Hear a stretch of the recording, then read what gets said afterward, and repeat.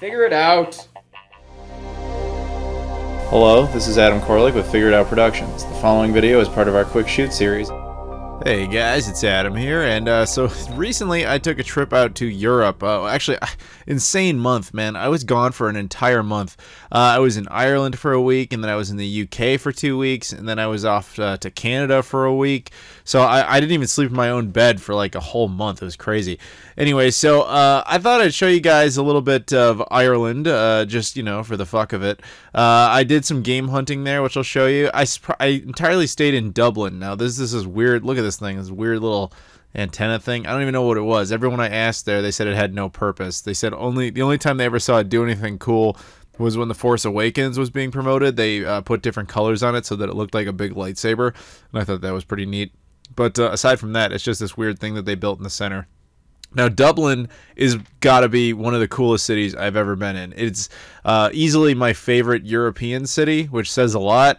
Granted, I haven't been to that many European cities in my lifetime, but nevertheless, I really enjoyed it there. So I thought, yeah, I'd show you the just a little bit of what that city is like, and before we get on with some of the video game related stuff. While I was out there, though, I saw this. Now, that's a Canadian flag, as I'm sure you know. Now, Dublin is like mini USA. Like, our flag is everywhere. I'm an American. I see my flag all over the place, but the Canadian flag, you know, they're my buddies. I got a lot of Canadian friends, and I keep an eye out for them, and I saw that. And then down the street, the Tim Hortons. There is a Tim Hortons in Europe, and it's down the street from the only Canadian represented hotel in all of Dublin. You guys with the stereotypes up in Canada, man, you got to stop with the Tim Hortons. I actually drank some of that. I went in there and bought a cup of it. It was putrid. Far and away the worst coffee I have ever had in my entire life. But anyway, on with the game stuff. Now, they actually have GameStop over there, and unlike our GameStops, which are, you know, I boycott because I think it's the worst fucking store on the planet, or at least in the country, their GameStops are actually kind of cool. Not only do they sell video games, but they have all sorts of extra merch. They have like a second floor and everything. And of course, I was on the quest for exclusives. Now, I want to make it clear to everyone, I wasn't over there to buy video games. I just happened to buy video games while I was there. There is a world of difference to that. I also checked out this. This is HMV. This is a franchise, again, I think we have in the States. It sounds familiar. I also went to a bunch of games. That's just game. It's kind of like GameStop. Amazingly, I never shot any footage of any of them. So I'm sorry. That's just a placeholder. And, of course, I went to CEX, which is, there's CEX on the American East Coast. These are also like Disc Replay or Exchange, or the Exchange, you know, they're kind of like that. And down the street from my hotel, I also found this. This is a little bookstore that had video games in it. Now, there was only two, as far as I could tell from everything I read, there was basically only two retro video game type of stores in Dublin. One was this one, which I'll show you just, you know, a quick tour of. And then there was a different one, which is going to get its own video because it was like, you know, the best one. But yeah, so I'm just going to show you some of the stuff they had in stock at the time there. This place was primarily a bookstore, but, you know, they did have a selection of video games as well as DVDs and Blu-rays and music and all that kind of stuff. As you can see, they were willing to buy and trade and all that fun stuff, you know, to have your video games. So let's go inside. You can see the differences there, man. That's all at the bottom. That's Dreamcast. And up above it, well, you'll see it in a minute. It's PlayStation 2. PlayStation 2 stuff, as my buddy Shenmuso said, it looks like a barcode. It's just not interesting to look at in PAL. PS1 there, and Mega Drive. More Mega Drive. Down in the right corner, it's Saturn. I love, you know, PAL game hunting, man. It's like a whole different animal. There's Xbox. This, I made kind of a mistake here.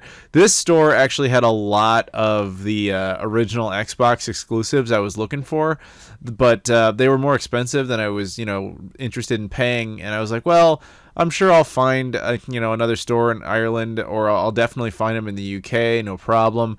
Sadly, there was a bunch of them there that I never saw again, which was, I guess, in hindsight, was a huge mistake. But, oh well. GameCube stuff, you might have noticed the spines are a little different than ours are in North America. And, of course, back to the PS2. PS2 was like a massive juggernaut there, full of tons and tons of games you just see everywhere. Like, that was, I mean, I know it was popular here, but it was extremely popular there.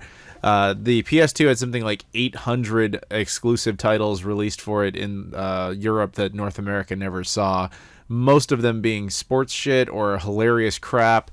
But yeah, man, that's the kind of stuff I would pick up at these places, because game hunting when you're in Europe is kind of a different animal when you're from North America, because you're not there to look for, like, I'm not there to buy, like, let's say Fallout 4 for PS4. Like, why would I do that? I can get that at home, and I can get the version that matches my collection, etc.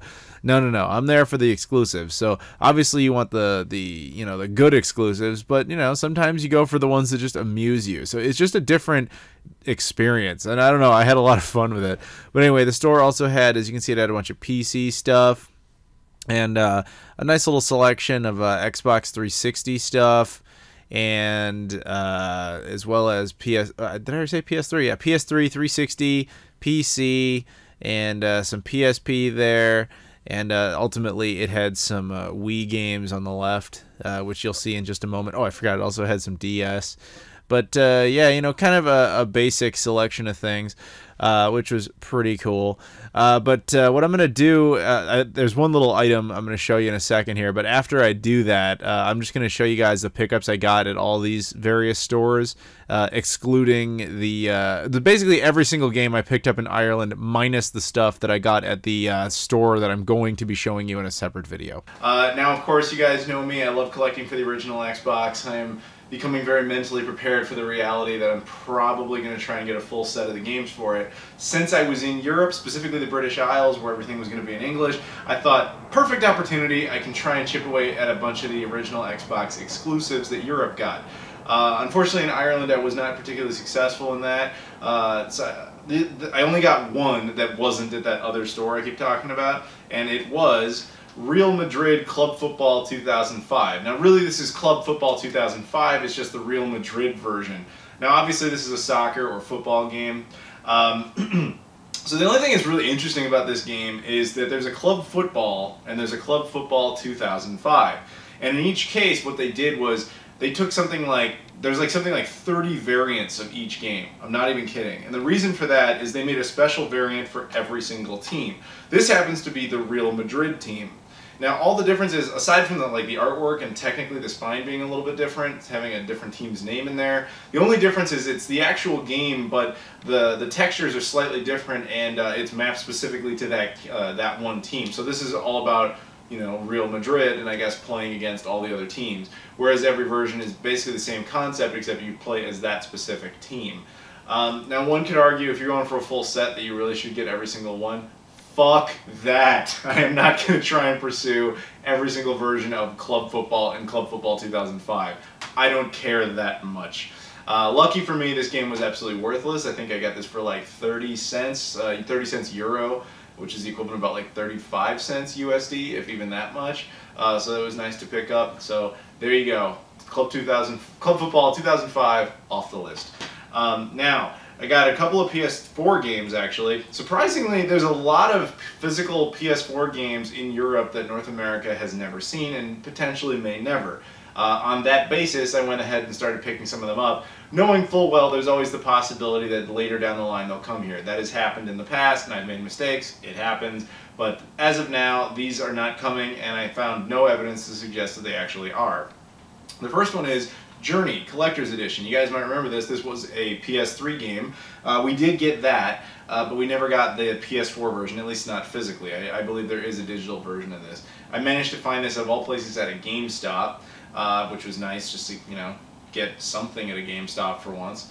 It was pretty cheap. I think it was like 15 euros, which is not bad at all for this, so nice to get that off the list. And this had just come out. Deadlight Director's Cut. I believe this was 20 euros. It's a horror game. I believe Deep Silver is the distributor. Deep Silver confuses me because they do work in the States. We have their games are released in North America, but there's a lot of releases they only do in Europe for some reason, and this appears to be one of them.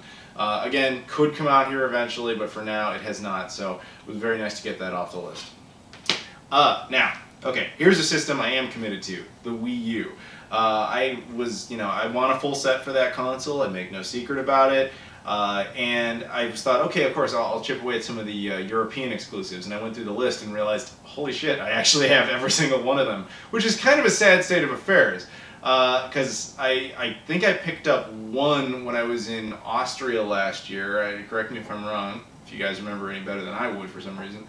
But they literally has not been a single European exclusive Wii U release since. This one happened to have been before that, but I hadn't picked it up, and it is Bayonetta 1. Now, if you're like, no, we did get Bayonetta 1. Yes and no. we kind of did. We got Bayonetta 2, but it came with a disc of Bayonetta 1 just like as a bonus thing. In Europe, Bayonetta 1 actually got its own physical standalone release, and I wanted it simply on that basis.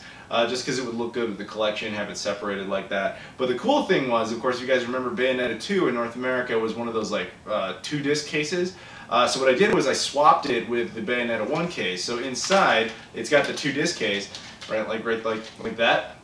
And I put in the North American version of Bayonetta 1 in there, along with, of course, the European version there. Because, of course, unfortunately, the Wii U is region locked, so I couldn't actually use this Bayonetta disc. I could only use the North American one. So it made logical sense to put it in the Bayonetta 1 case. So really, I just bought this for the shelf because it looked cool, because obviously I already had the game. But yeah, that was awesome to pick up. Now, the rest of these are PlayStation 2 games. Now, I don't really collect much in the way of PlayStation 2, but when I'm in Europe, I can't help myself. The reason for that is the games, the PS2 games especially, are dirt cheap. The exclusives, holy shit, are they worthless over there. And I think it's just because of, honestly, quality of titles. The thing with exclusives, when it comes to regional exclusives, which is a totally different type of thing to hunt for, as I mentioned before, generally, when a console is successful in both regions, or I should say all the regions, between North America and Europe, you're only going to have overlap of maybe like 40 to 80 titles. For example, the NES, there was 40 games released in, I think it was around 40 games released in Europe that we never saw. With the with the Dreamcast, they got 24 that we never saw. Keep in mind, we get games that they don't get either. I just don't remember those numbers because I don't think about it. The Sega Saturn, they got 32 that we never got. So that's the original Xbox. They got like 70 that we never got. So that's the kind of ballpark numbers we're talking about here. PlayStation 2, on the other hand, is a beast. It got 800 plus titles that we never saw. So you come across them quite often, because a lot of them are sports games, or they're games that are, frankly, would never pass quality standards in North America. And I don't mean that to sound like a snob. I mean, like, I don't know who the fuck was running quality control at Sony, but like most of these type of games should never have been certified and approved by them. And I'll give you some really good examples as we go. Some of them are just shit because they're shit, but others like literally don't meet the quality standards of a video game. But anyway, first one up, Telly Edits. I could tell just based on the name, because that's a British term for television, telly. I knew alone that, alright, yeah, that's definitely not something we got. The cool thing about this one, on the street, I found a dime. You know, a 10-cent euro piece. You find change once in a while, right? I picked it up, no big deal. I walk into a CEX, and I see this game. It was literally 10 cents. And keep in mind, that's with tax pre-built in. So I got to take the dime I found on the street, put it on the counter, and exchange it for this game. And I still probably got ripped off, but that's fine. I got a regional exclusive. It's some sort of trivia game. For the first time ever, Noel Edmonds brings his classic TV show to the PlayStation 2. I've never heard of his show before, so I can't really help with that. But Ubisoft made it, so it can't be the worst thing ever. At least it's like an actual developer we know something about, unlike some of these. This one is WW2 Soldier. When I was looking this up, I found out that this was made by a company called Midas, or at least distributed by them. If their name is on it, it means it did not come out in North America. There's certain developers you can look at their logo and go, okay, that never was a thing here. And that's usually a safe bet to find regional exclusives.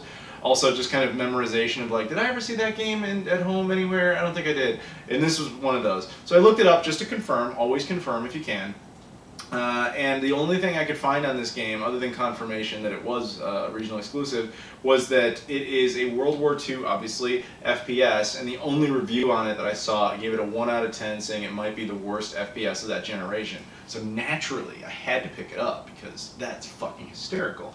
It was only like I want to say like 50 cents euro. Again, that's the best thing about a lot of the PS2 Euro exclusives is they are absolutely fucking worthless. Okay, now here's where our quality control thing begins.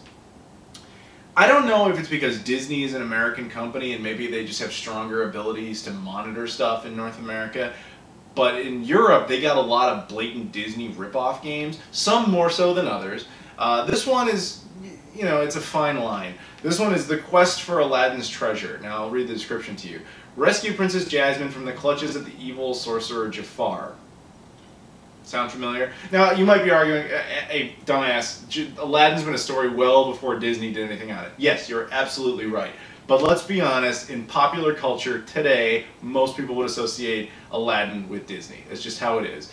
And this is a blatant attempt to make you think it's part of that. But I'll give you some leeway and say, no, maybe they were just messing with, you know, they were just using a public domain property so that anyone could make a game on it. Okay, alright, I'll concede at that possibility. But this one, no. This is Dalmatians 3. I want you to look at the artwork of this and tell me this isn't a blatant attempt to rip off Disney. Now, there is actually a Dalmatians 1 and 2 on the PS1, and they're the same damn thing. Now, basically what happened here is that I've talked about this in the past when I went to Europe before and came back with exclusives. This was made by a company called Phoenix. Now, these guys are absolutely notorious for making not only European PAL PS2 exclusives, but also surprisingly never being able, they would never pass quality control standards in North America. I can't imagine any of their games getting released here. Now, the messed up thing, they made, alright, so I told you before there's 800 PS2 exclusives in Europe. They made over 100 of them. That blows my fucking mind. But yeah, Phoenix, watch out for them. If you ever see their logo, it means this is a shitty fucking game, and it's probably not even really a game. So the deal with games like this is what it is. It's a couple of puzzle games based on like screenshots of this video they have in there. Like they'll have paint and they'll have like, you know, memory and, you know, a puzzle rearrangement. That's all it really is. And the only real thing you get out of it is there's like usually an animated movie that's like 50 minutes long that's like hand drawn and all voiced by one guy. Some of them are absolutely hysterical. My favorite being Animal Soccer World. Who are we going to visit? Harry, we are going to visit Harry. Then we know right away if there's something going on. And then we can tell our friends. Okay, let's visit Harry.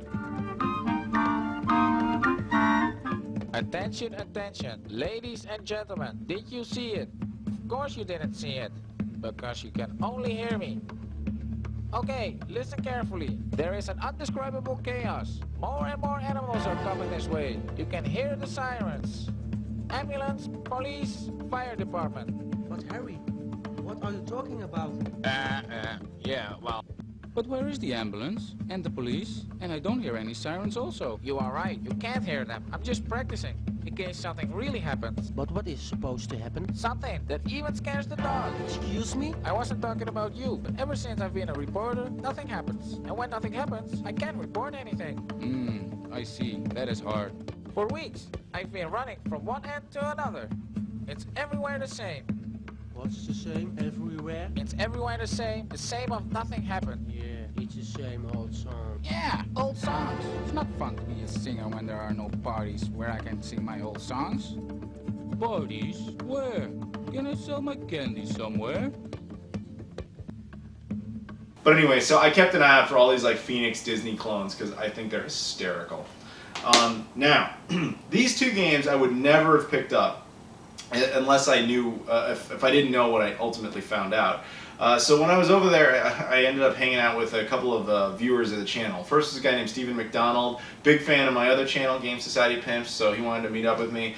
And another guy named Steve K, who's actually a big fan of this channel, he contacted me when he found out I was in Dublin. He's like, dude, I'll come out, you know, if you're not busy, we could hang out for a bit. And I had some time on my hands, so I was like, sure, no problem. So I ended up having coffee with him, and we were talking about video games, and I told him, you know, I'm picking up these like exclusives and whatnot. And he recommended two to me, and I was like, nah, I don't really care that much about sports games on the PS2. And he's like, no, you're gonna want these, because not only are they European exclusives, they were never released on mainland Europe, and they weren't even released in the United Kingdom. They were only released in the Republic of Ireland. So literally just Ireland is where these games came out, at least according to him, and I have reason to think he's telling the truth.